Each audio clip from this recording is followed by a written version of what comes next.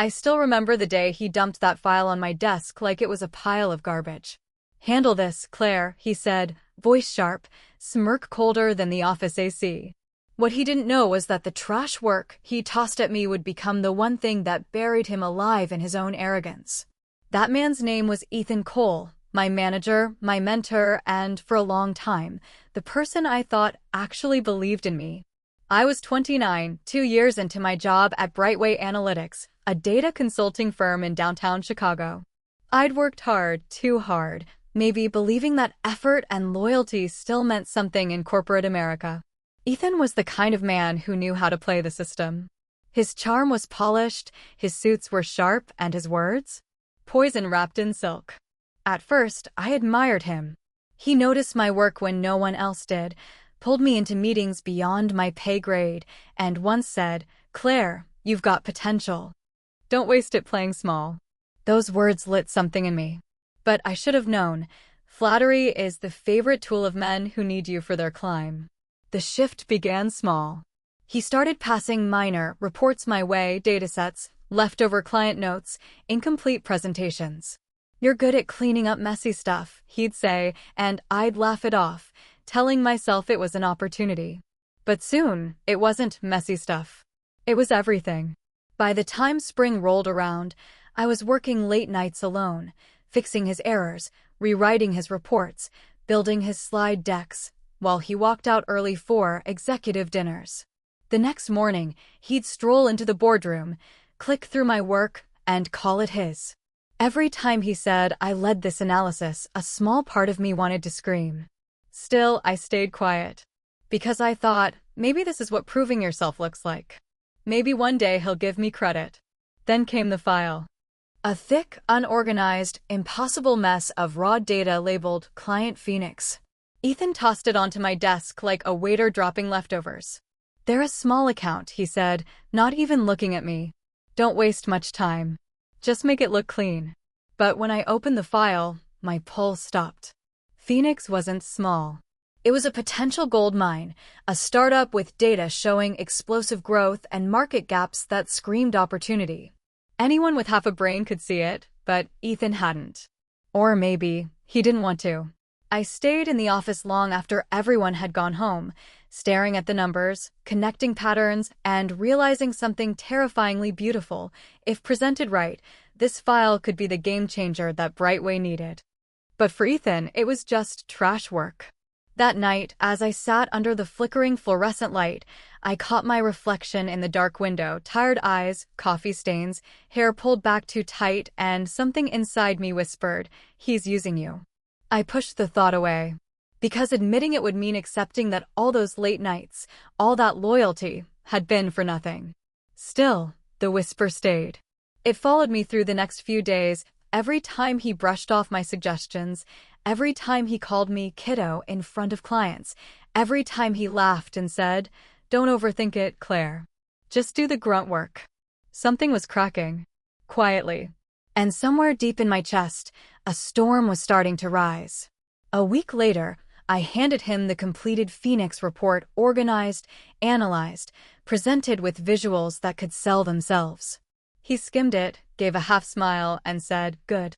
I'll polish it for the client pitch." That word, "I'll," felt like a knife. But I smiled anyway. "Sure, Ethan. Whatever you need." Because now, I wasn't just working for him. I was watching him. And for the first time in months, I wasn't scared of being invisible.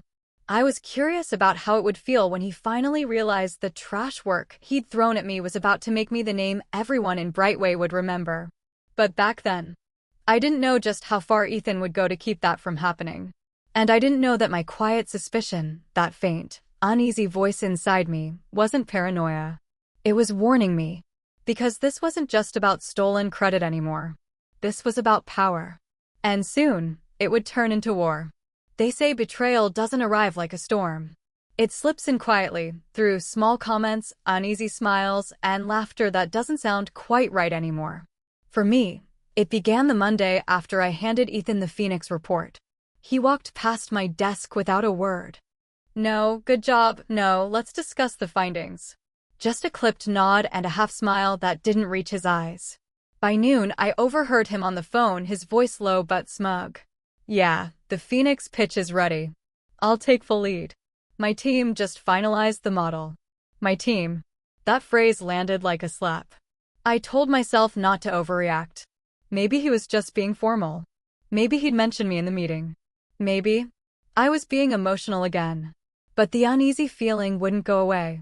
It hummed in the back of my mind like a warning alarm I kept hitting snooze on. A few days later, the Phoenix project became the hottest topic in the office. Everyone whispered about how Ethan's presentation impressed the execs. He'd strutted into that meeting wearing my hard work like a designer suit. When I passed him in the hallway afterward, he grinned and said, "You did your part, Claire. We nailed it." We. The way he said it made my stomach twist. I wanted to ask what part he thought I'd done, the all-nighters, the analytics, the design, or the silence that let him take the bow. But I just smiled back and said, glad it went well. Because in corporate life, confrontation often costs more than dignity, it costs your job. Still, something changed that week. Ethan, once warm and supportive, started keeping things from me. Meetings I used to attend suddenly didn't need my presence. Reports I'd drafted came back rewritten, my sections erased. And the weirdest part? He began praising others, people who hadn't done half the work, while avoiding eye contact with me. Once, during a client debrief, he called on Nate, a junior analyst, to walk us through the data patterns. It was my data. My slides. Nate looked panicked, but went along, stammering through the points while Ethan nodded approvingly. Afterward, I pulled Ethan aside, trying to sound calm. You could have let me present. I prepared those visuals. He leaned back in his chair, expression unreadable. Claire, you're great at the technical side, but you overanalyze in front of clients. I need concise energy in meetings, not lectures. I froze. Lectures? He shrugged. You take things too personally. Don't. It's business. And, just like that, he walked off, leaving me standing there, heart pounding, wondering when confidence had started sounding like arrogance, and when mentorship had turned into control. That night, I sat alone in the office long after everyone had gone. The city lights outside blinked through the window like restless eyes. I opened the Phoenix file again, scrolling through the data, my name printed on every internal memo, every timestamp, every draft. And yet, none of it had my name on the final deck. Somewhere deep down, I knew what was happening. I just didn't want to believe it. He wouldn't steal credit. Not Ethan. He pushed me to grow. He believed in me. But my gut said otherwise. My gut whispered, he's setting you up. The next morning confirmed it. During a team huddle, the regional director walked in to congratulate Ethan on his strategic breakthrough. Ethan smiled humbly and said, couldn't have done it without the team. For a second, hope flickered in my chest. Maybe he'd mention me. Maybe this was the moment he'd do the right thing. But his next words killed that flicker. Special thanks to Nate and Morgan for the late-night effort. Nate looked shocked. Morgan blinked. My throat tightened. I forced a smile and clapped with the others, hands trembling so slightly I had to hide them under the table. That evening, as I packed my bag, Ethan stopped by my desk. Hey, he said casually, I know it's been intense. Don't get discouraged. You're learning a lot through this process. I stared at him. The gall of that sentence nearly made me laugh. Learning what, Ethan? How to work twice as hard and still be invisible. How to smile through humiliation. But I didn't say any of that. Instead, I nodded, forcing a calm I didn't feel. Sure. I'm learning. He smiled. That's the spirit. And walked away, the sound of his shoes echoing down the hallway like the slow tick of a time bomb. That night, I couldn't sleep. I kept replaying his tone, his words, his sudden distance. Had I done something wrong? Was I too pushy? Too eager? Too trusting? The questions ate at me until morning. But beneath the self-doubt, another emotion was starting to form, sharper, steadier, colder. It wasn't anger yet. It was awareness. Something was deeply off. And I promised myself, next time he tried to bury me under trash work, I'd make sure I came out shining brighter than ever. Because I was done being the silent worker behind his glory. He didn't know it yet, but his lessons were about to backfire. I didn't expect Betrayal to have an official email header. Company-wide announcement, promotion of Ethan Cole to Senior Director of Analytics. It hit my inbox like a thunderclap at 8:43 a.m. The whole office buzzed with fake cheer and congratulatory chatter. People gathered by the coffee machine, clapping him on the back, saying things like, "Man, that Phoenix deal really put you on the map." And there I was sitting at my desk, staring at that email, my stomach twisted into a cold knot. Phoenix. The same project he'd called trash work. The same report he'd handed to me like a chore, not a chance. That was the file that got him promoted. My file. I don't remember standing up, but suddenly I was at his office door. He looked up from his laptop, eyebrows lifting as if surprised I'd dare interrupt. "Claire, congrats to us, huh?" he said lightly. Phoenix really changed the game. I forced a smile. "You mean the project I built from scratch?" He chuckled. "Oh, come on, don't start that again. You helped, I led. That's how this works." My throat tightened. "You didn't even want to touch that project, Ethan. You called it a waste of time." He leaned back, folding his arms. "And you proved me wrong. Isn't that what a good manager does? Give opportunities for growth." Growth. That word felt filthy in his mouth. So stealing my credit was a growth opportunity? His jaw stiffened. "Watch your tone, Claire. You're treading close to insubordination." Insubordination. That's what men like him do. Twist betrayal into professionalism, gaslight you into silence, make you doubt your right to be angry. I felt my chest tighten, my pulse hammering in my ears. But his next line broke something inside me completely. Besides, he added with a smirk, "If your work helped me get here, take it as a win for the team." My success is your success, right? I stood there, frozen, every memory of his mentorship, every compliment, every "you've got potential" rewiring itself into something grotesque. He never believed in me. He just used me. That afternoon, I went home early. I couldn't fake another smile. Couldn't listen to one more coworker say, "You must be so proud of Ethan." I locked myself in my apartment, turned off my phone, and sat on the floor in silence. The Phoenix report file still sat on my laptop, every graph, every note, every revision. My fingerprints were all over it. I opened the final version he had sent to the board, my slides, my visuals, my numbers, but with one sickening difference. He had replaced my author tag. Lead analyst, Ethan Cole. That was it. He'd wiped me out completely. For a long time, I just stared at the screen, feeling my heartbeat in my throat. Then the tears came, hot, uncontrollable, humiliating. Not because he'd beaten me, but because I had let him. All those nights I stayed late fixing his mistakes, rewriting his presentations, covering his back. I'd built the ladder he used to climb right over me. And now, here I was, sitting on my apartment floor, surrounded by takeout boxes and regret, trying to breathe through the weight of my own blindness. Around midnight, my tears dried up. The silence felt different now, not heavy, but sharp. I replayed every conversation, every lie disguised as guidance. I saw it all clearly now. The way he'd isolated me from client meetings, the way he'd praised others to weaken my confidence, the way he'd used flattery to keep me working without recognition. He hadn't underestimated me. He'd calculated me. He knew I'd keep quiet because I was the kind who followed rules. The kind who avoided drama.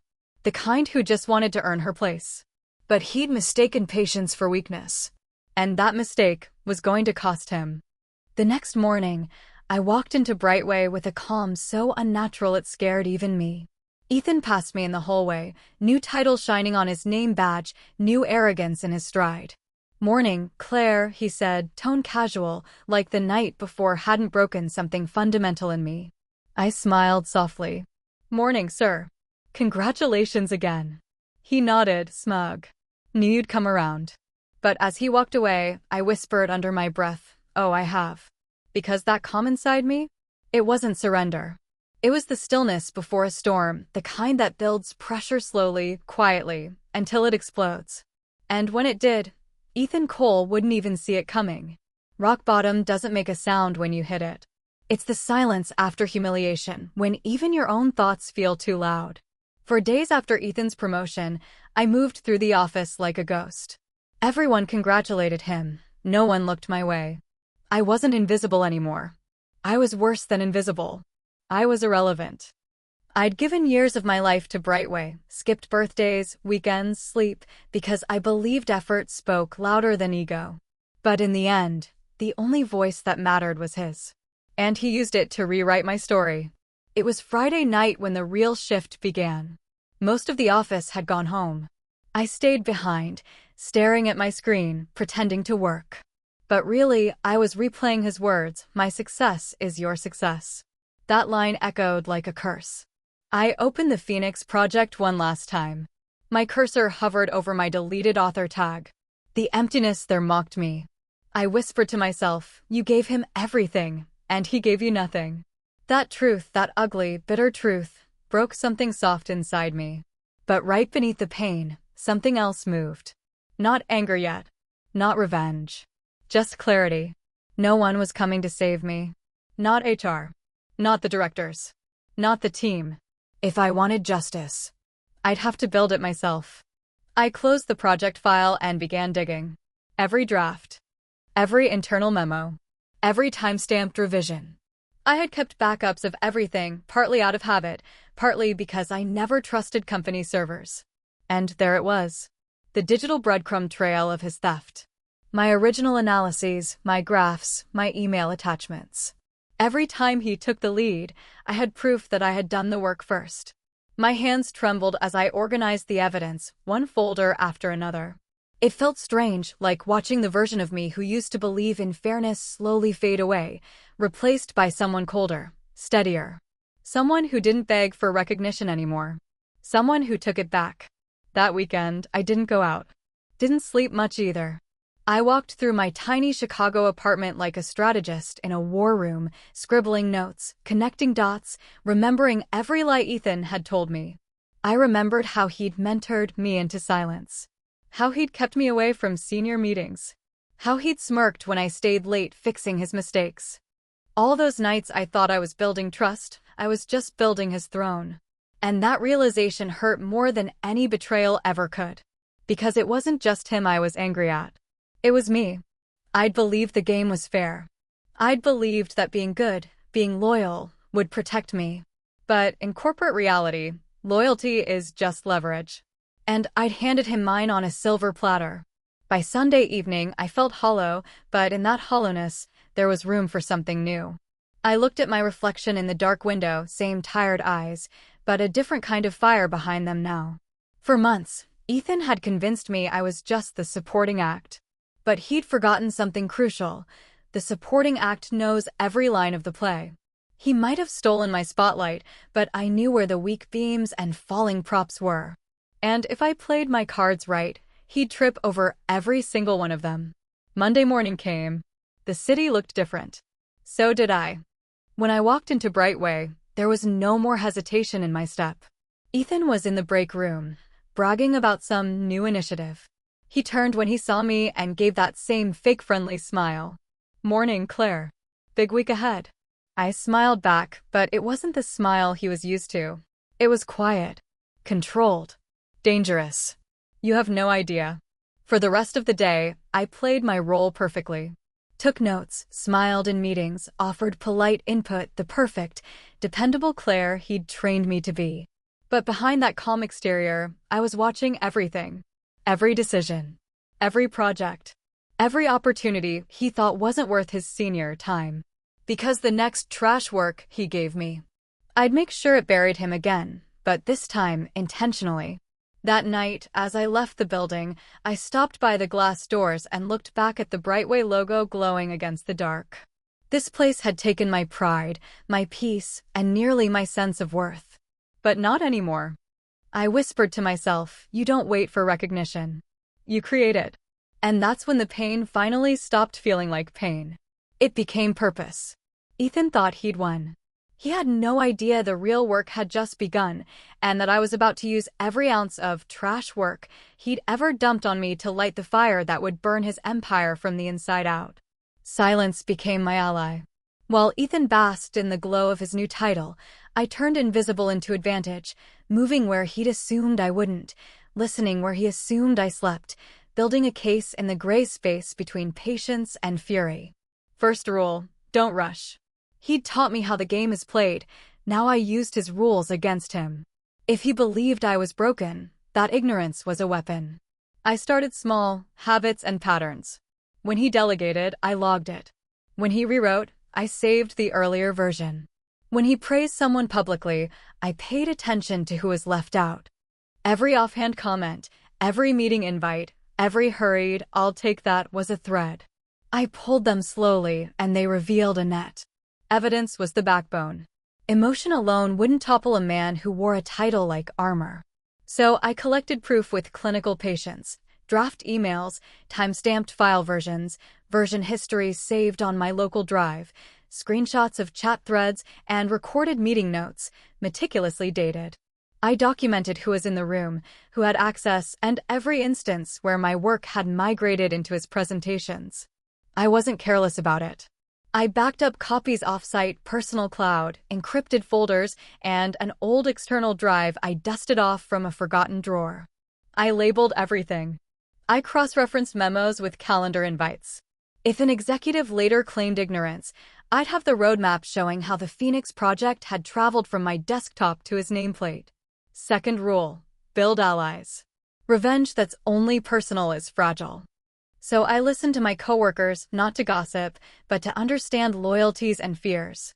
Two people mattered: Nate, the junior who had nervously presented my data, and Morgan, a mid-level associate Ethan often waved in meetings as a token of teamwork. Both liked Ethan's charm, but both also hated being gaslit. They'd been pawns. They'd be useful witnesses. I started planting seeds of confidence in them, private chats about ethics, hypothetical talks about recognition, casual "have you ever had your work taken?" conversations that sounded like support, not strategy. With time, their defensiveness softened into trust. I didn't ask them to act. I only made it safe for them to remember. Third rule, create pressure points. I needed a public place where the truth would sting, where titles and smiles couldn't mask timelines. I mapped the company's calendar and found it: the quarterly review meeting, a high-stakes room full of executives, clients, and an auditor from our parent firm. It was the kind of event where attribution mattered and sloppy credit could not be ignored. But I would not rush into a hostile confrontation. That would make me look petty. Instead, I prepared a quieter weapon: the slow drip.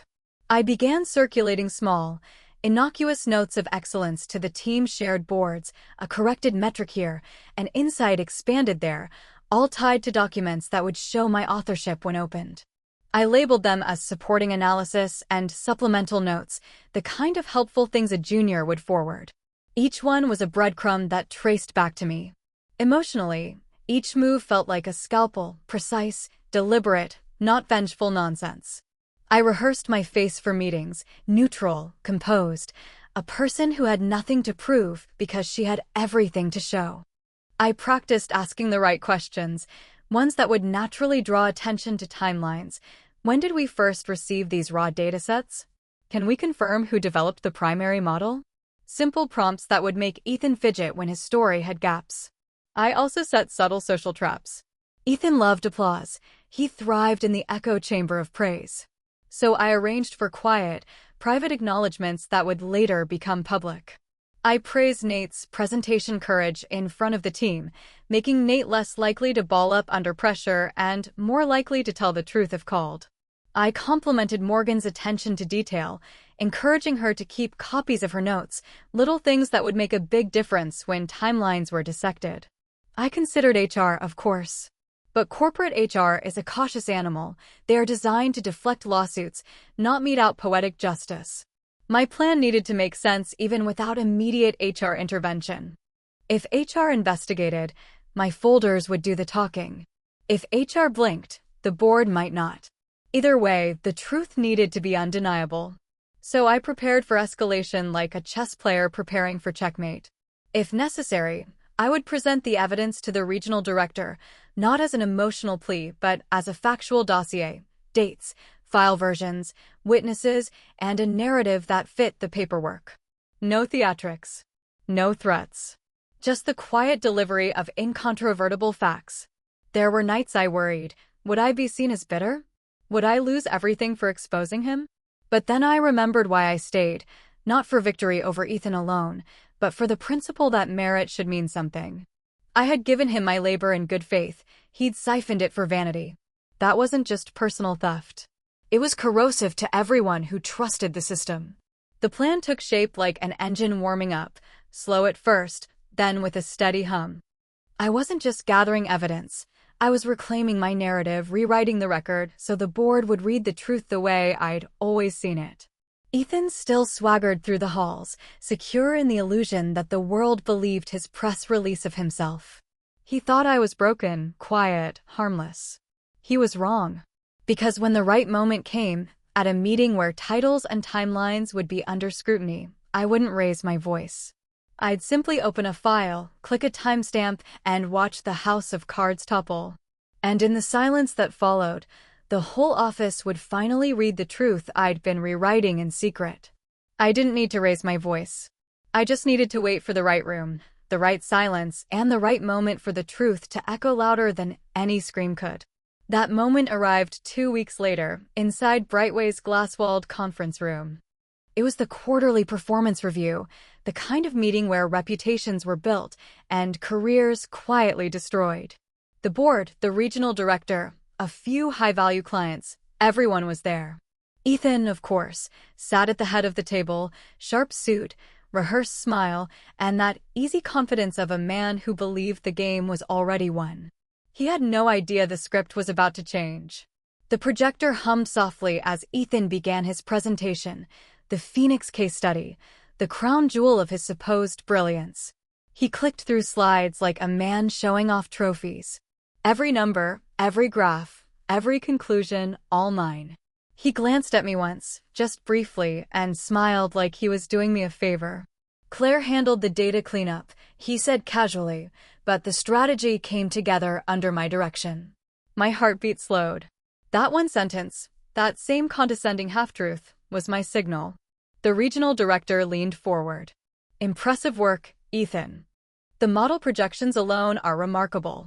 I'd like to understand your methodology, especially how you identified those customer retention variables. Ethan froze for half a second. He didn't know, because he'd never actually done it. But he recovered quickly, smiling.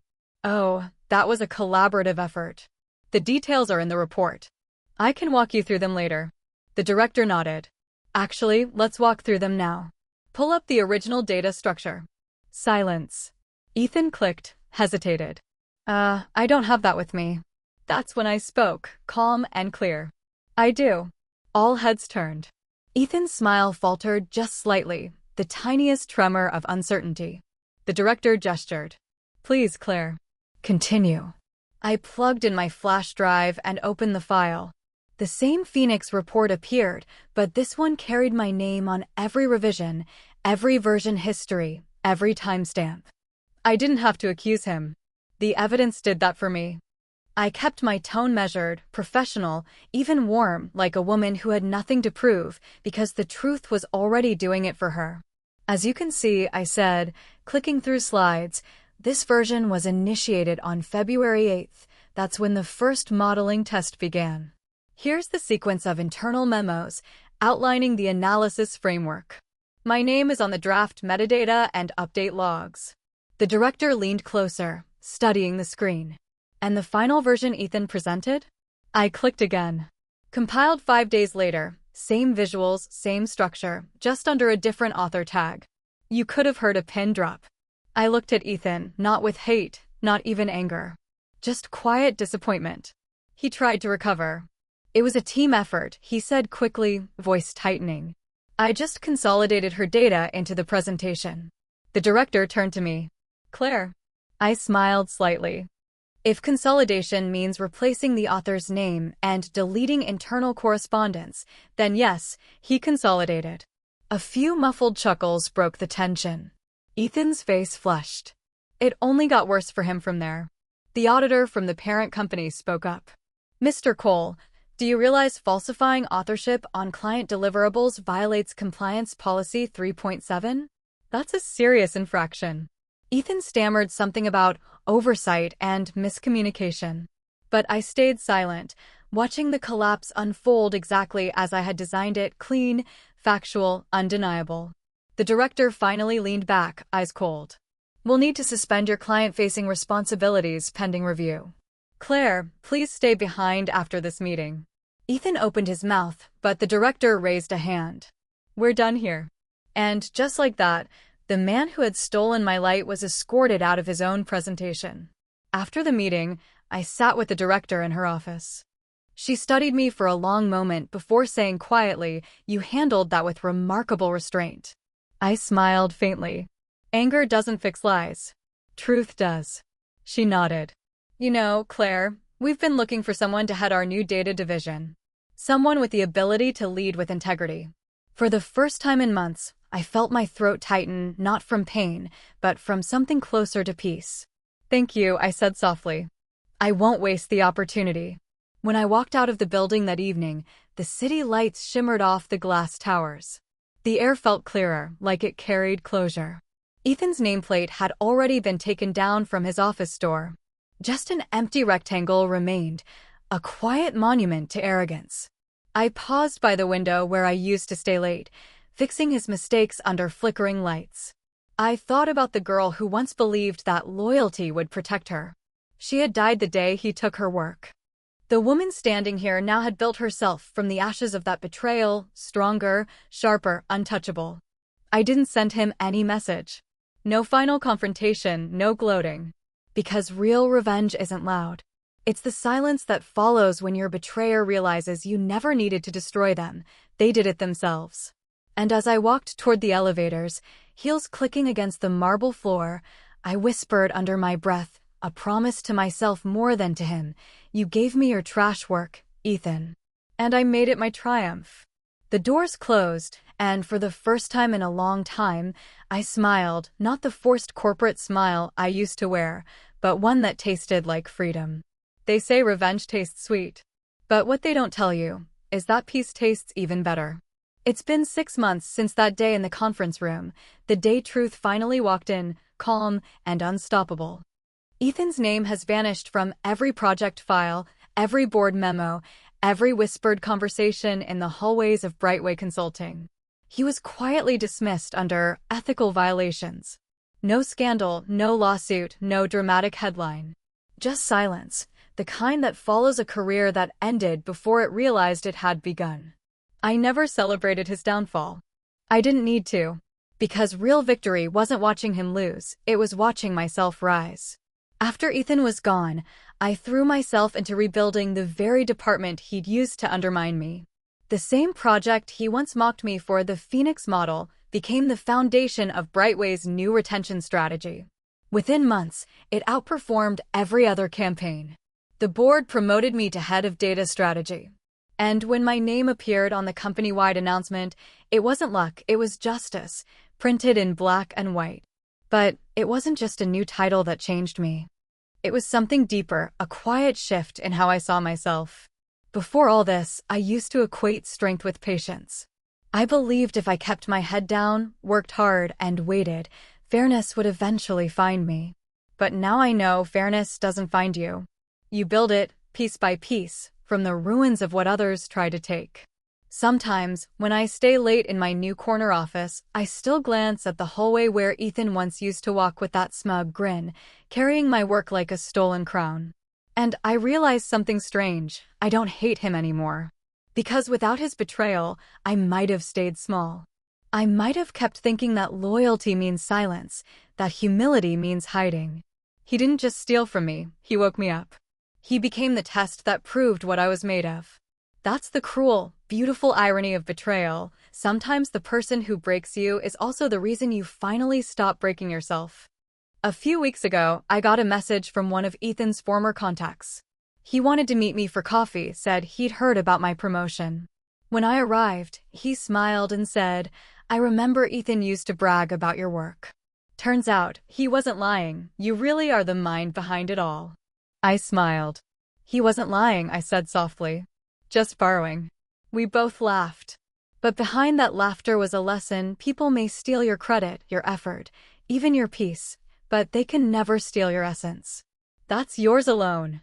In the months that followed, I started mentoring younger analysts, the same kind of people I used to be. I told them something I wish someone had told me. Don't wait for validation. Don't hand your worth to someone who only sees you as their stepping stone. You don't owe loyalty to those who profit from your silence. And when I see them smile, the kind of smile that says they finally understand, I know my story didn't end with revenge. It ended with purpose. But still, there are nights when I walk past the tall glass windows and see my reflection, older, calmer, stronger, and I remember that woman sitting in her cubicle, doing someone else's work while they took the credit. I wish I could reach through time, place my hand on her shoulder, and whisper, "One day, you'll thank him. Because the fire he started in you will light your way out." Poetic justice isn't always loud. Sometimes it's as simple as a quiet smile when the world finally sees what you were capable of all along. And Ethan? He's just a name now, a cautionary tale told in hushed tones across office lunches. But me? I became the proof that grace and grit are a lethal combination. He gave me his trash work. I turned it into a legacy. That's not revenge. That's evolution. If you've ever been betrayed by a coworker, a friend, or someone who made you feel small, remember this: you are not powerless. Every moment of pain can become a tool. Every doubt can turn into direction.